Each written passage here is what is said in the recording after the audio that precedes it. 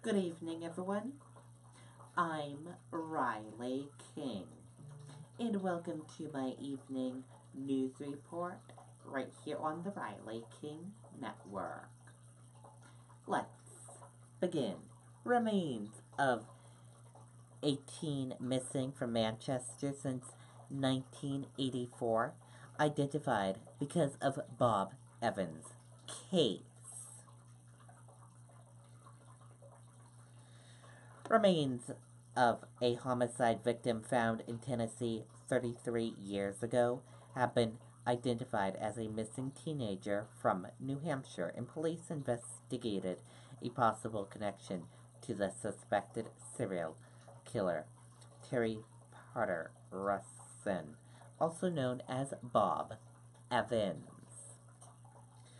According to the New Hampshire Attorney General's office, 17-year-old Elizabeth Liz Lamont went missing on November 22nd, 1984, when she left the Youth Development Center on Faltugill Stadium and never returned.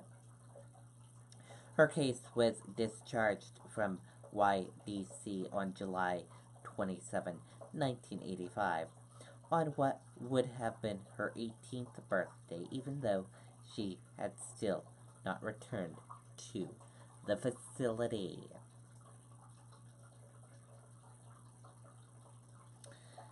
The potential decomposed body of the young female was found on April 14, 1985, along Interstate 81 in Greene County, Tennessee, officials said.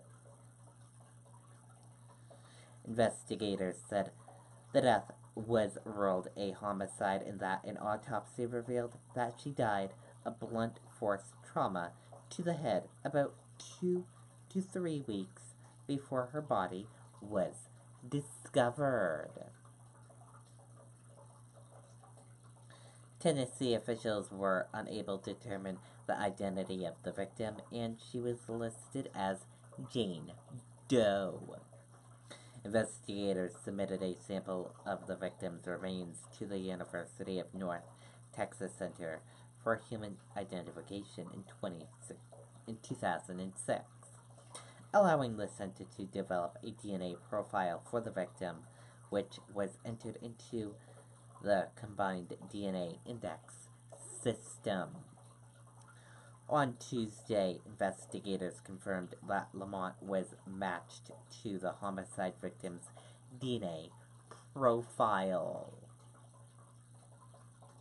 Lamont was not reported as missing to Manchester police until 2017, after a January 2017 press conference held by the Attorney General's office, the New Hampshire State Police Cold Case Unit, and the Manchester Police Department regarding the Allenstown unidentified person case. During that press conference, officials released information regarding murder suspect Bob Evans and his wife Elizabeth Evans, who were living in Manchester in the early 1980s. Officials questioned the public's help identifying Elizabeth Evans. One of the tips received by Cape Cod unit was that Lamont had gone missing from Manchester in that time frame, and Lamont could be the Elizabeth Evans that policy were trying to identify. Manchester police detectives said Witt then spoke to YDC personnel along with Lamont's family and friends. All confirmed her disappearance. Police obtained DNA samples from 2 of her brothers, which were submitted by NAME US, a National Information Clearing House and Resource Center, for missing, unidentified, and unclaimed person cases.